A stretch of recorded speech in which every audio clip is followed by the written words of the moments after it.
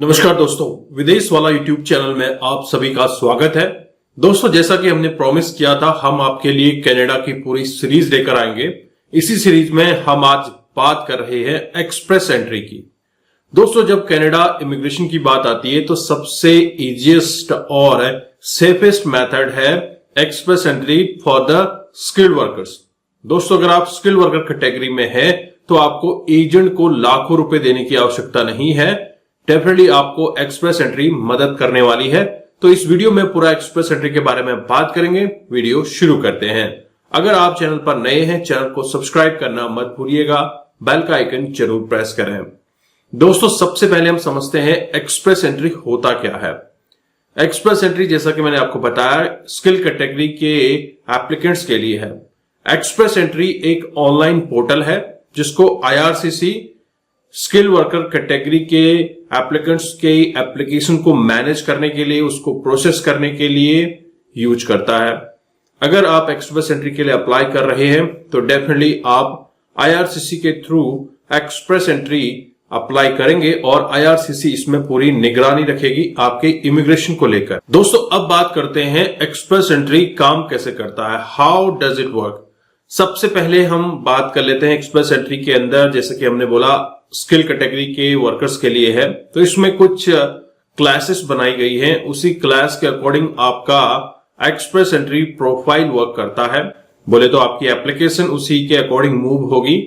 सबसे पहला यहाँ पे कैटेगरीज की बात कर लेते हैं। मेनली इसमें 4 कैटेगरीज हैं। पहली कैटेगरी है FSWC, federal skill worker class. जो स्किल कैटेगरी से बिलोंग करते हैं उन लोगों के लिए FSWC है। दूसरा है FSTC, federal skill trade class. अगर आप किसी ट्रेड से बिलोंग करते हैं तो आप FSTC के थ्रू अप्लाई करेंगे। और तीसरा है CEC, कैनेडियन एक्सपीरियंस क्लास। अगर आपका कनाडा एक्सपीरियंस रहा है तो आप CEC के थ्रू अप्लाई करेंगे। इसमें चौथी कैटेगरी है PNC की, प्रोविंशियल नॉमिनी क्लास।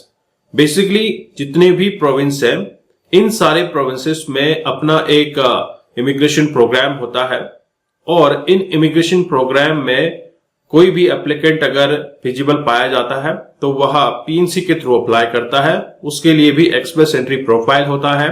तो इस चीज को आगे हम बहुत ही ब्रेकडाउन करके देखने वाले हैं। हर प्रोविंस की PNP, हर प्रोविंसेस कैसे काम करते हैं, ये भी हम डिस्कस करेंगे आने वाले समय में। दोस्तों, मैं आपको बता दूं कि एक्सप्रेस एंट्री सारे प्रोविंसेस में काम करता है एक्सेप्ट क्यूबेक, क्योंकि क्यूबेक का एक अपना ही अलग इमिग्रेशन सिस्टम है।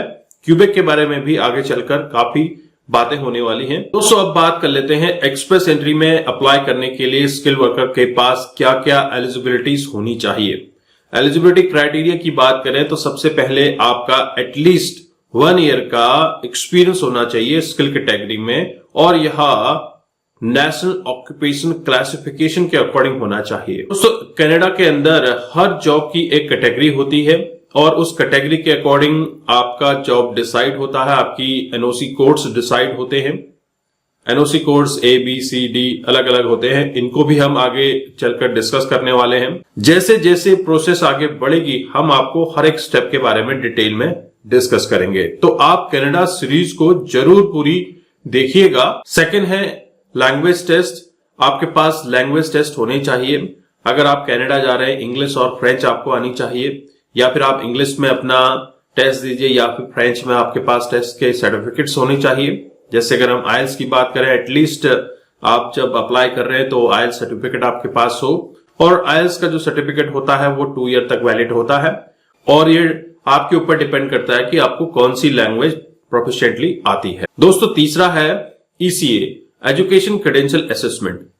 जो भी एजुकेशन आप इंडिया में ले रहे हैं, आपका MSc है, BSc है, BTech है, MTech है, कोई भी एजुकेशन आपका है जिस वजह से आप स्किल कैटेगरी की जॉब में है, उसका आपको प्रॉपर ECA करवाना होगा। उसके लिए कुछ अथॉरिटीज होती हैं जिसके थ्रू आप अपना एजुकेशन असेसमेंट करवाते हैं, और आने वाले समय में हम आपको स्टेप बाय स्टेप बताएंगे कि कैसे आपने अपने ECA के लिए अप्लाई करना है। ये तो थे एलिजिबिलिटी क्राइटेरिया, आपको बेसिकली मेन आइडिया लग चुका है। इसके अलावा जो भी आपकी रिक्वायरमेंट होगी फंड की, वो सब भी हम आगे डिस्कस करेंगे। एक एक्सप्रेस एंट्री प्रोफाइल कैसे पूरी बनाई जाएगी वो भी हम आगे बताएंगे आपको। दोस्तों बात करते हैं प्रोसेसिंग टाइम की। एक्सप्रेस एंट्री के थ्रू अगर आप कनाडा इमिग्रेंट होने के लिए देख रहे हैं, एप्लीकेशन लगा रहे हैं, तो most of the application 80% with in 6 month आपका रिजॉल्व हो जाती है। 6 मंथ पीआर वीजा आपको मिल जाता है। मेनली डिपेंड करता है कि आपके डॉक्यूमेंट्स प्रॉपरली आपने सबमिट किए हैं या नहीं। अगर आपने सारी रिक्वायरमेंट फुलफिल कर दी है तो आपका with in 6 month visa process हो जाता है। इसके बाद है फी।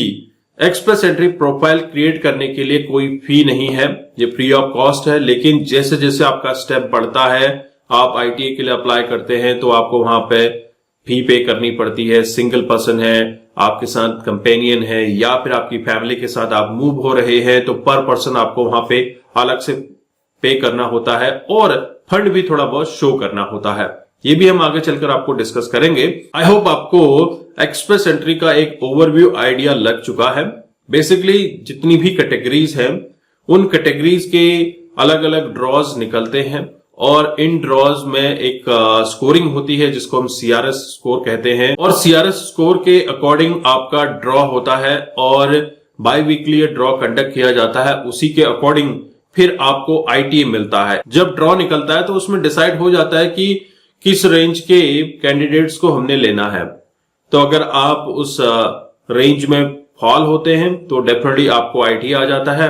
आईटीए आने के बाद आपने कुछ फॉर्मेलिटीज करनी होती हैं और आप कनाडा पहुंच जाते हैं। ये था बेसिक एक्सप्रेस एंट्री का ओवरव्यू और मैं आपको यही बोलना चाहूंगा कि अगर आप स्किल कैटेगरी से बिलोंग करते हैं तो किसी एजेंट के चक्कर में ना पड़े। अगर आप एक स्किल कैटेगरी के प्रोफेशनल हैं तो डेफिनेटली अपना एक्सप्रेस एंट्री प्रोफाइल आप खुद मैनेज करते हैं। आपके ईमेल पे कैनेडियन गवर्नमेंट की तरफ से लगातार आपको बताया जाता है कि कैसे कैसे स्टेप्स करने हैं। आप खुद ब खुद अपना एक्सप्रेस एंट्री प्रोफाइल के थ्रू कनाडा माइग्रेट हो सकते हैं। आगे चलकर हम और भी एक्सप्रेस एंट्री के बारे में, कनाडा इमिग्रेशन के और भी तरीके हैं उनके बारे में बात करेंगे। अगर आप चैनल पर नए हैं, चैनल को सब्सक्राइब करना मत भूलिएगा और वीडियो को लाइक शेयर जरूर कीजिएगा।